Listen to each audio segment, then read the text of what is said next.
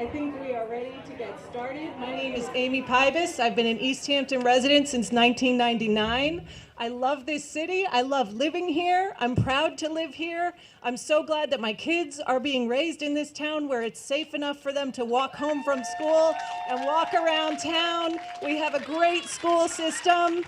We have so many wonderful things about our town, and seeing you here tonight reminds me of that. So we have one more MC, my co-MC here, who's going to introduce herself, and then we have a welcome for everybody. Oh, sorry. Hi, you guys. First and foremost, aside from Audrey, who's totally rocking the stills, can you guys come a little closer? Because you seem so far away, and I'm all about the love. So first of all, you guys don't know that actually Amy is a superhero. And she was named that at Maple Street School, where we volunteered, and then the janitor asked me, could I just actually take a job there because I was there so much and get paid, which I did, which was totally awesome. So Amy is Ginormica. Do you guys know who that is, Ginormica? If you're parents of kids, you must have seen that movie. She's a superhero that can take on anything. Woo! Just saying. And she's also one of my best friends.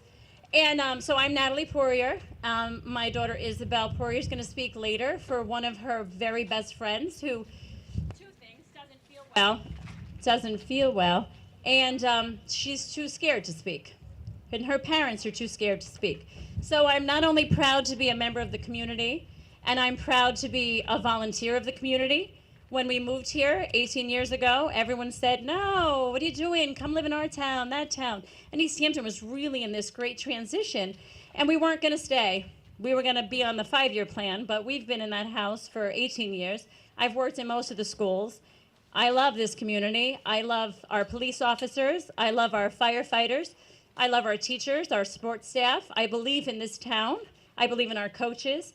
I believe in everybody. And I believe that right now the issue is something bigger, and I'm so glad that we're here. And I'm so glad we're standing up for people that don't have a voice. I was one of those kids that didn't have a voice. I didn't have any parents that were able to stand up for me, but I had great teachers, and I had great support system from my friends and from my parents' friends when my parents could no longer be there for me. So thank you.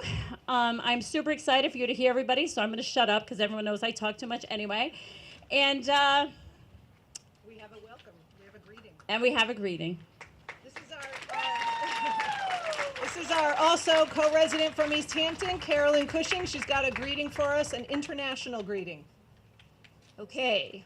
I offer a welcome to you all from the parents and students of Easthampton High School, who've organized today's demonstration for unity, justice, and healing. They want all to be welcome. So we say, greetings, bienvenue, vitam, gracias por venir, shalom, ni hao, assalamu alaikum. These are just a few of the languages: English, French, Polish, Spanish, Hebrew, Chinese, Arabic, used by those of us who has come as immigrants to the land of the Noratuk people, who, when others arrived, were already lived in Massachusetts, which in the Wampanoag language means place of the foothills. So it's our foothills here. I'm your neighbor, Carolyn Cushing. I was warmly welcomed by the artist community. Got a place on One Cottage Street. When I moved here 17 years ago, and most recently I've been grateful to meet many more new neighbors as part of this ad hoc group, Safe Easthampton, in which we've been working and trying to find, suggest policies, practices that will help our city institutions to be safe, inclusive, and welcoming places for all people, including immigrants. And if there are any safe Easthampton connected people, just raise your hand. We'd talk to people about connecting. Welcome. Thanks, Carolyn. And also for people who are just arriving, we wanted to let you know that there's a table up here up front with some blank sheets that you can write your concerns for the school committee, and they will be delivered by us later. Some people have been concerned about standing up, so we welcome you to do that and write it on the paper. We'll deliver it for you. So sorry? Oh yeah, it can be anonymous because again, like Natalie said, people are afraid to speak their truth, and that's really not okay in my town. All right, next thing is our first speaker. Our first speaker is Pastor Sherry Tucker from the Easthampton Congregational Church.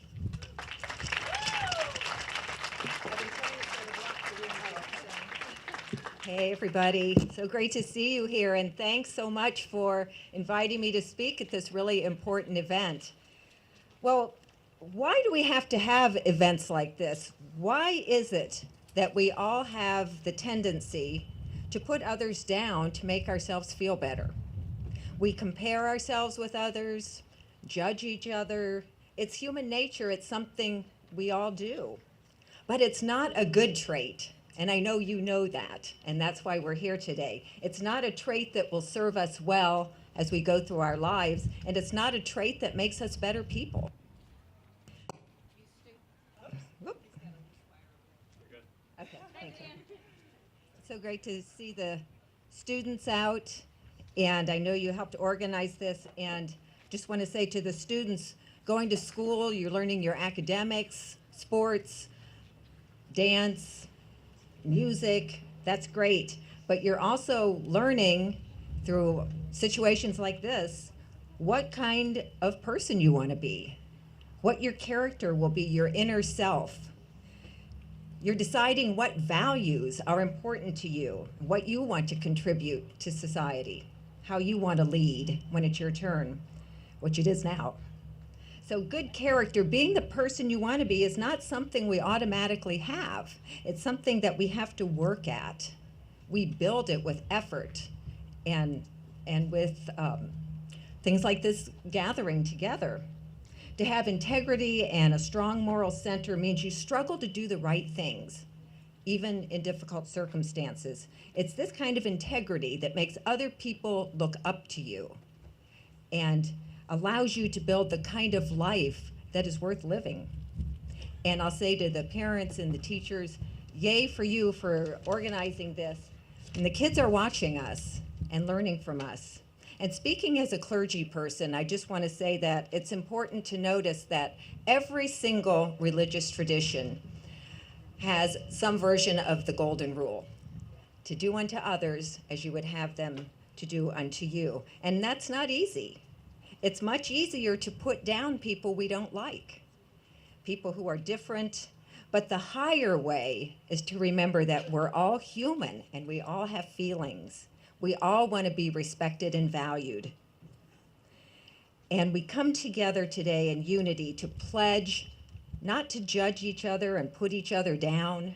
We're coming together to pledge to listen and try to understand each other's point of view.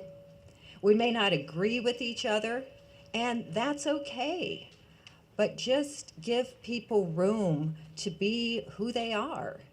That's what I'd like to say to even those who aren't here today. St. Augustine once wrote, "Be kind, for everyone you meet is fighting a great battle." Being kind and being kind to each other and trying to understand each other is easier when we do it together, when we do it with good friends, with a group like this, with teachers, parents, and a religious tradition, if that's your belief, to help us to be those best selves and build the kind of community that we want to live in. Now, I remember when I was in high school, I'm not proud of this, but there was a girl that I made some pretty bad remarks to, some cutting remarks. And looking back on that, I have never felt better about myself for doing that. Never thought, oh, I was, really cool for doing that. No, it's the opposite. I've never looked at that with anything except regret. Because what we say to each other matters. It matters to our feelings, and it matters to who we are. And I've learned that when you're cruel to one another in your remarks, if you judge and write mean things on social media, it might feel good for a brief time. But it's something you'll regret. It doesn't make us better. It tears down. And we're here today to build up, right? We're here to build up. United we stand, no hate here. Let's pledge to build, as Martin Luther King Jr. put it, a beloved community where, quote, racism and all forms of discrimination, bigotry, and prejudice will be replaced by an all-inclusive spirit of sisterhood and brotherhood. It's up to us, each and every one of us. And I know, because seeing you out here today, I know you're going to take up the challenge for unity and understanding so that we can all build the kind of character that we can be proud of. I got to finish here with the mic on. And build the kind of community that we all want to live in, right? Thank you so much.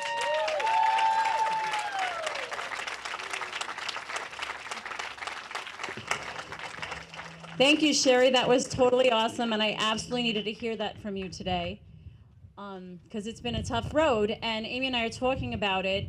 Really, it's so great that Sherry's thanking us, but the reason we're here is because a few children felt that they couldn't be heard in all the places I wish I could have shown up for, and I owe them an apology. But the beautiful aspect is that their beautiful and wonderful parents and teachers and community taught them, if you're not heard where you are, you take it out on the street and you make sure someone hears you. So we're going to have the kids speak, and this is hard for them. They're scared. A lot of kids can't. A few kids got sick. It's scary. I participated in that march because I was asked to, but it was the kids that did this to support, not fighting, but to support saying no to hate. And that's their hashtag.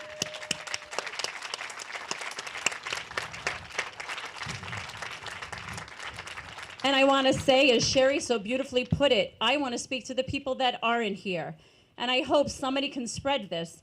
Thank you for teaching my daughter Isabel and my son Luke and my husband and myself have learned from them. When Isabel came in and said, we have to walk, this isn't right, we said, we're with you. And all the parents said, we're with you. So let's hear from the kids. So I'd like to introduce my daughter Isabel Poirier, who learned about the Constitution from an amazing teacher at Easthampton High School, Kelly Brown.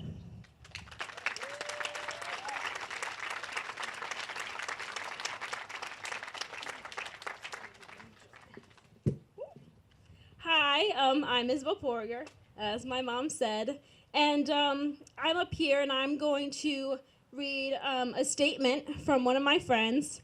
But first, I just want to say that I am thankful that I was able to go to Easthampton High School because I had a great 4 years there, still going, almost done, and I owe that to the teachers who are there who taught me to stand up and how to speak out for myself.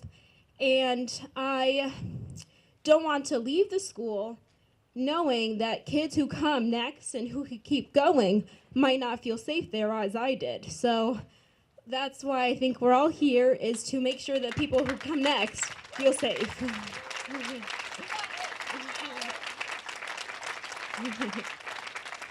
And so I'm honored to be up here to read a statement from one of my friends who was afraid, not because she doesn't support this or because she's afraid to speak out against administration, but because she doesn't want to face the backlash that might come at her for standing up for herself.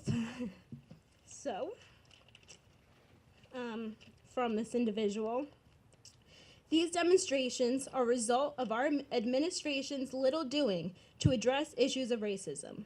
I know at the meeting the administration had with our student body, they kept telling us that they couldn't disclose information due to privacy laws, but we weren't asking for a full detail of anyone's punishments. What we wanted was for our administration to have a well-conducted dialogue concerning issues of racism. We wanted our administration to call out and declare themselves as a place that didn't condone racism the moment they saw it, not after the student body had conducted a whole walkout.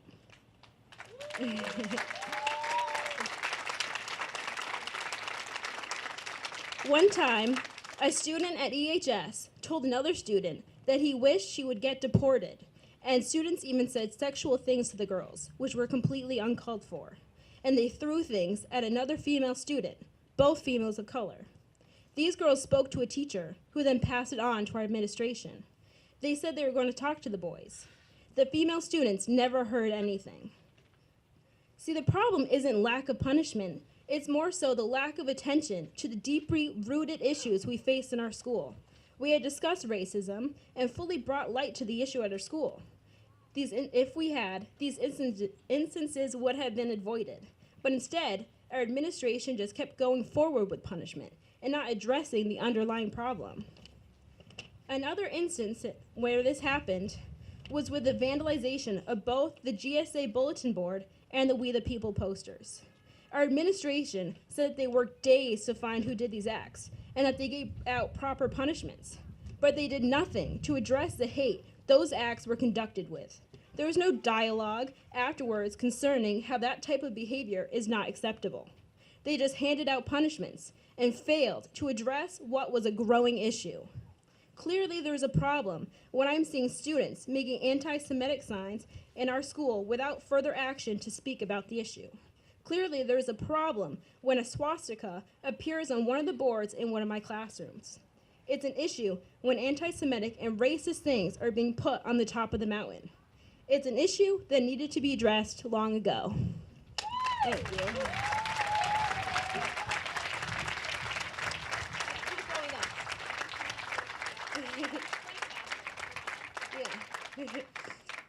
And the next student, who I know, she, like me and many, is nervous to come up here because it's hard to talk about these things, and it's hard to stand up when a group of people, when for so long your administration has been silencing you and telling you not to talk about these things. So I want to welcome up next Samantha Garcia.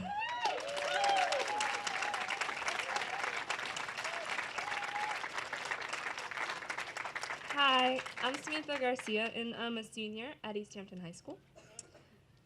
What? You're doing good, I'm sorry. Oh, okay. When someone discriminates against a person based upon their race, religion, or sexual identity, they are putting a value on that person, saying they're not good enough, that they don't deserve the same freedoms and rights as others do. This breeds fear and anger, which unavoidably turns into actions that make all of us unsafe. Over the past year, in and around school, the environment has become dangerous. In all my 4 years at Easthampton High School, the climate has never been this immoral. We can't look the other way and hope things will get better. We need to stop this now. There's no room for this in our families, in our schools, our neighborhood, or even our community. Each of us has to be the voice of reason. For those of us that believe in equality across the board, we have to reach out to our neighbors and let them know that everyone has a place in our community. Our differences don't put us at odds with each other. They make each of us unique and special.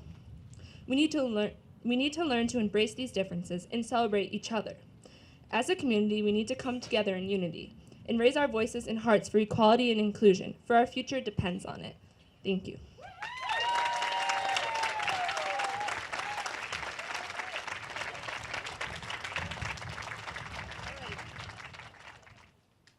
Are there any more students here who may want to pop up and say something? No pressure. We just want to make sure you have a chance. Those were our two planned students, and we thank you so much for being brave enough to come out and speak in front of all these people. It can be pretty intimidating. So our final two speakers of the evening, we are so lucky to have them both here tonight. One is Tahira Amatul Wadud. She's an attorney from Chicopee, all right? Her area of practice includes civil rights and domestic relations law. So come on up, Tahira. Thank you so much for being here with us.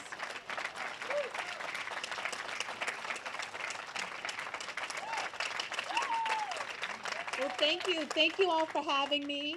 I feel really honored to have been invited to come up. I live in Springfield. I'm a civil rights attorney, and lately I've been consulting with people who have problems that stem from really entrenched and systemic racism, xenophobia, Islamophobia, But today, what I see is the students are leading the future and are unpacking that and changing their fate. So it's absolutely my honor to come and be a part of this and this community and their parents who are centering the voices of these students. And I have so much admiration for the community here. My kids have friends who attend school here. My kids play basketball against the Easthampton High School basketball team. And we have a vested interest, even though we live in Springfield, we have a vested interest in making sure that this town is healthy, happy, and thriving. And we support everything that the students and that their families are doing to correct what look like a spiraling out of control systemic problem. So give yourselves a round of applause.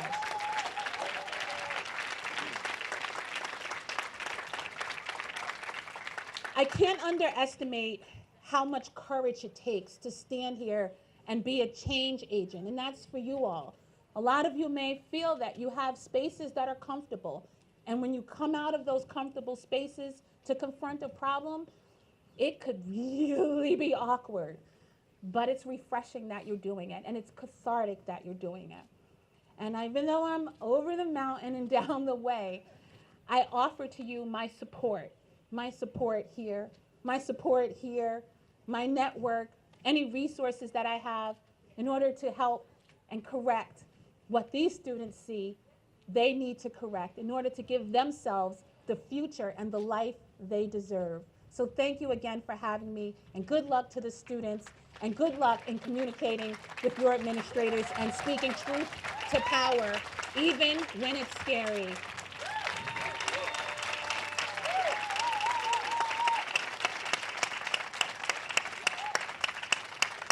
Thank you, Tahira. Everybody's been so great tonight. We have one more friend from, what did you say, over the mountain and down the hill, down the road? We have Gus Morales from Holyoke, and I've known Gus for many, many years. He fought for his students in Holyoke and paid a price, but it has opened up new doors for him, right? So here's Gus. Thank you very much for being here.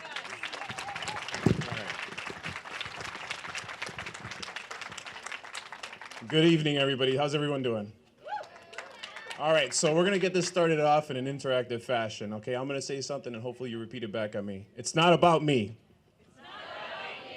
It's about us. It's about our community.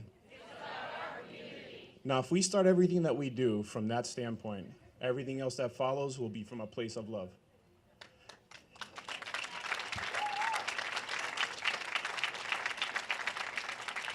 Now, looking at me up here with my nicely trimmed beard, how many of you would suspect that I get stopped at the airport every single time I fly, which is a lot?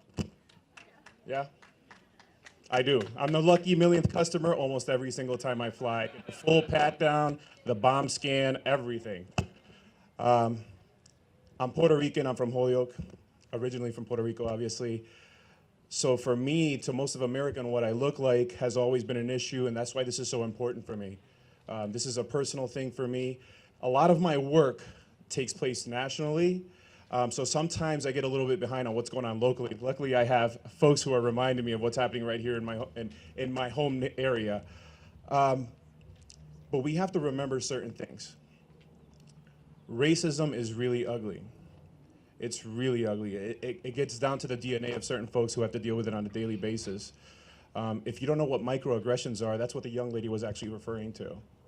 They're little comments that are made by people. Sometimes they're overt, but oftentimes there's just little snide comments made under someone's breath about the appearance of an individual, about the way a certain individual talks, about the way they celebrate things, about the way they wear their clothes, their hair.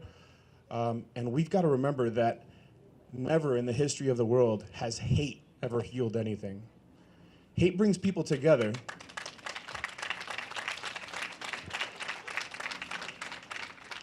Hate brings people together, but it brings them together for terrible reasons, and it never ends well.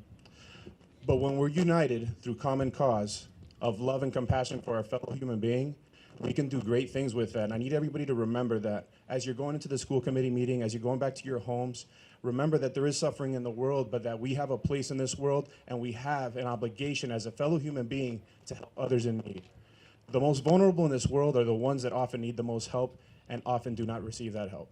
We have to remember that. We have to remember 3 simple words, that Black Lives Matter. And yet, for some reason, it is so hard for people to say, to get behind such a simple notion, that women are fully realized human beings capable of making decisions for their own body, that Black people are fully realized human beings that deserve equal treatment under the law in every other way, that anybody who's here in this country right now is a human being deserving of our respect and compassion, whether they are undocumented or documented.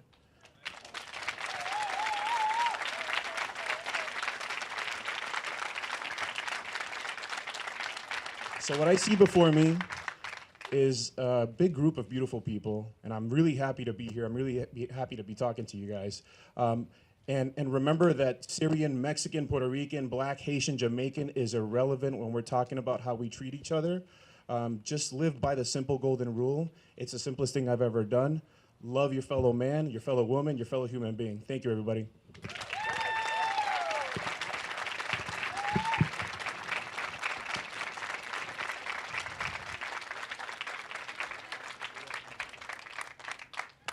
Thank you, Gus. Do you want to share your personal story, or are you done? Are we done?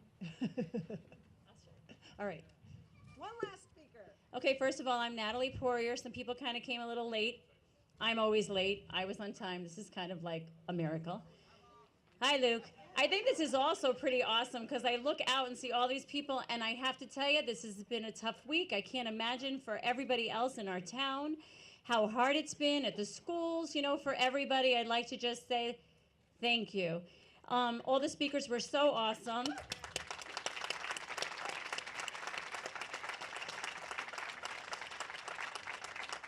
And I have a story I wanted to share, but I have something else I think that has to kind of like bypass it. Maybe I can quickly add them together because I am a New Yorker with a serious accent and I can go fast. But I see someone standing over here. It's not really fair to call somebody out, but I believe Nancy Sykes might be in the space. And I have to say, it's amazing, and I'm not going to cry about how things happen. But this group of people who graduated from Whitebrook Middle School had a very special woman that came and spoke to them. And on the stage, I was so amazed. And then I saw her in the committee meeting last week, and I believe in angels. I just have to put it out there. And I believe the angels have a bigger purpose for us, whatever you want to call it. Sometimes an angel is my dog. It just is what it is. And I see her over here, and she shared a story that I might mess up. And I know it's hard to ask her to speak, but her story was about stones. And I wonder if she remembers that story and if she's willing to share it. If she's not, I can kind of mess it up. But this is the group of seniors that when they graduated from 8th grade in Whitebrook Middle School, she's shaking her head because she remembers, she promised them that she was coming back to their graduation to ask them if any of them still had their stones. So I don't know if any kids here remember that story.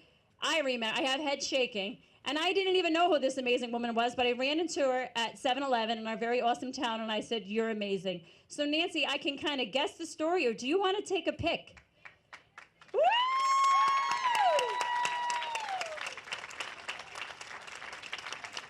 I totally owe you something big, right? Some stones. I have some special stones for you. I don't have my stones with me. That's okay. We've all got our stones. I'm gonna have to think a minute. You stay up here with me? I'll stay right here with Okay. you. I've got you. All right. Well, when I spoke to the Whitebrook, can I see your hands if you're, all right. Oh, yeah. You look a little teeny bit older. I don't. But what I was trying to tell at that time was a little piece of something that you could do daily that could change how you view the world and how the world views you. And what I use as a way to remember what that is 4 stones. Now, the problem with this world today is that none of my pants or skirts have pockets. So I don't have my 4 stones with me today. But the object was that you have these 4 stones with you daily, and you may not have them in your pocket. You may have them next to your bed. They may be on your desk or whatever. But they are to remind you that you are to do 4 things daily. One is to do something for others. Something for someone else. Something for someone other than your family, perhaps, but something for someone else. And the second thing, and I think this is kind of my favorite actually, do something that you've never done before. It can be very simple, by the way. It doesn't have to be major. It may even be sit in a different place at the dining room table for dinner. But do something you've never done before. And by the way, I cannot take credit for these 4 stones story, because this was taught to me by a woman that I worked with when I was working in Amman, Jordan. My dear friend, Miss Tessa, who was from South Africa, and her mother, Miss Tessa was my age, and Miss Tessa's mother had taught her this, do these 4 things daily. And Miss Tessa is the one that added the stones as a reminder. So where are we? Do something for others. Do something you've never done before. And the third one is, do something you're afraid to do. And if you don't like that word afraid, because it is a little strong, do something that you're nervous about doing. Maybe it's speaking in class. Maybe it's answering a question. Maybe it's saying something to your parents you have never brought up before. But do something that makes you just a little bit hesitant to do, or just a little nervous, and maybe afraid to do. And the 4th stone is the one we also need to remember. Do something for yourself daily. All right?